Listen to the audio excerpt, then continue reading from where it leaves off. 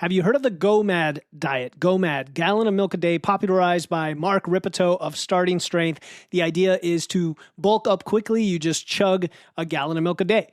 But before you start doing that, I want you to tune in to today's Quick Wits for my take on this sometimes controversial protocol and why it might not be the best approach for everyone, especially if you're not a skinny 20-something-year-old male.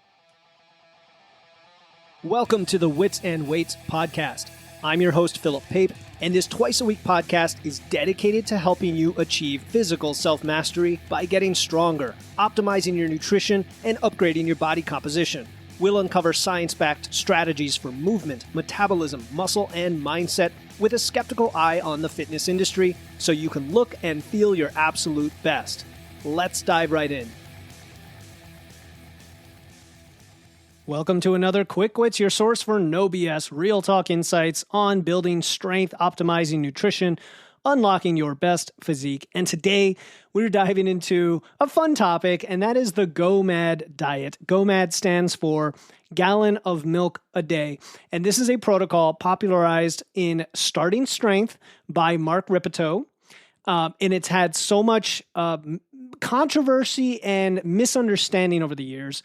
But the goal is it promises rapid weight gain and muscle growth because you're drinking a gallon of milk every single day. Now, on its face, that actually makes a lot of sense. A gallon of milk has a ton of calories, and they're very balanced calories, including lots of protein, with also some other growth factors in there that are claimed to be potentially beneficial when you're trying to have an anabolic growth phase, a muscle building phase. And I'm going to give Rippetoe credit where it's due because, you know, he knows what he's talking about when it comes to getting people strong. His Starting Strength program has helped lots of lifters, many of whom I continue to associate with. I know some fantastic coaches who came through that program. I got a lot stronger. I wish I had kept going and gotten even stronger running Starting Strength the first time back in the 2020 timeframe to build that really solid foundation. But when it comes to GOMAD, I think it's important to read the fine print, right? Before you start guzzling it down. Because when I gained a bunch of weight back in 2020, I kind of took it to heart. I didn't drink a whole gallon, but I did drink, you know, as much as a half gallon on some days, maybe at least a quart. I was drinking a lot of milk, and it definitely does its job. It's very calorie dense. It's easy to put down.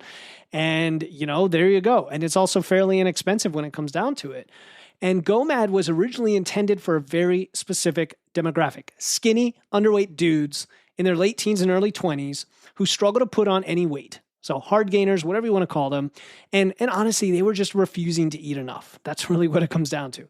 And so for them, this massive calorie boost from a gallon of milk a day, it's easy. Again, you can drink it quickly and easily. It's not that expensive. It's balanced. You don't have to track. It's like kind of gives you everything you need. It can kickstart that, you know, gaining phase and get you into the surplus and get them out of that hard gainer zone. Hopefully with other aspects of your more balanced diet and nutrients and things like that. But if you're not in that category, and let's be real, most of us aren't, and if you're listening to this, you probably almost definitely aren't, then GOMAD is definitely not the best fit for you. It's not even something you should consider, if I'm to be honest, because if you're older, and I'm saying we'll say like in your 30s, 40s or above, you're not significantly underweight. If you drink that much milk every day, you're going to get, that's just a lot of calories. If you track it, you're gonna find that, 1 gallon of milk being several thousand calories, you're gonna get excessive fat gain. Unless that's the only thing you're consuming and you're not consuming anything else, but then you're gonna be missing out on some things. And we really want to gain at just the right optimal rate of gain to gain that muscle.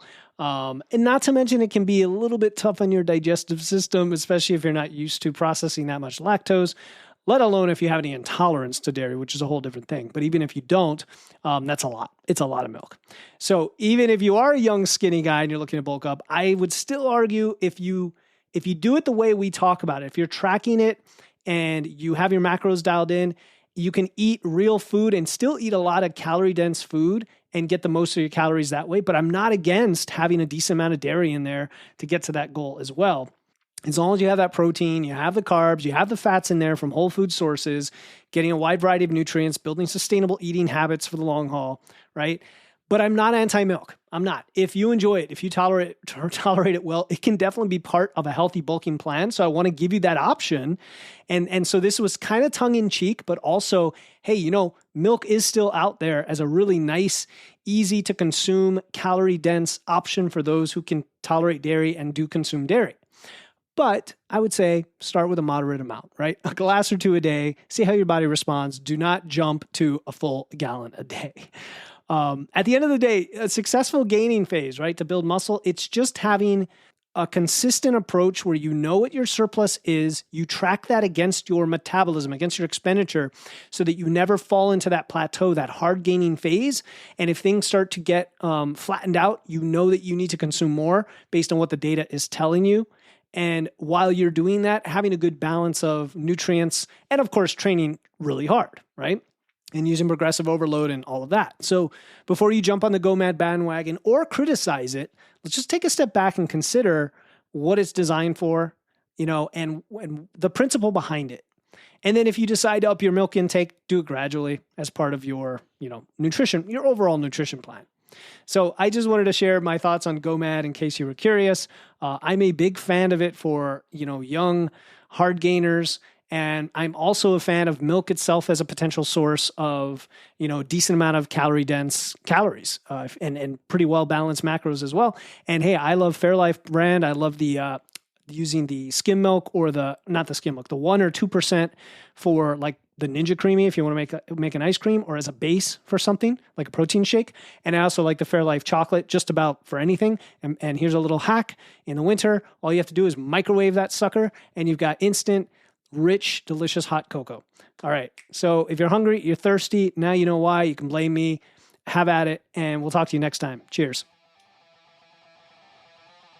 Thank you for tuning in to another episode of Wits and Weights. If you found value in today's episode and know someone else who's looking to level up their wits or weights, please take a moment to share this episode with them. And make sure to hit the follow button in your podcast platform right now to catch the next episode. Until then, stay strong.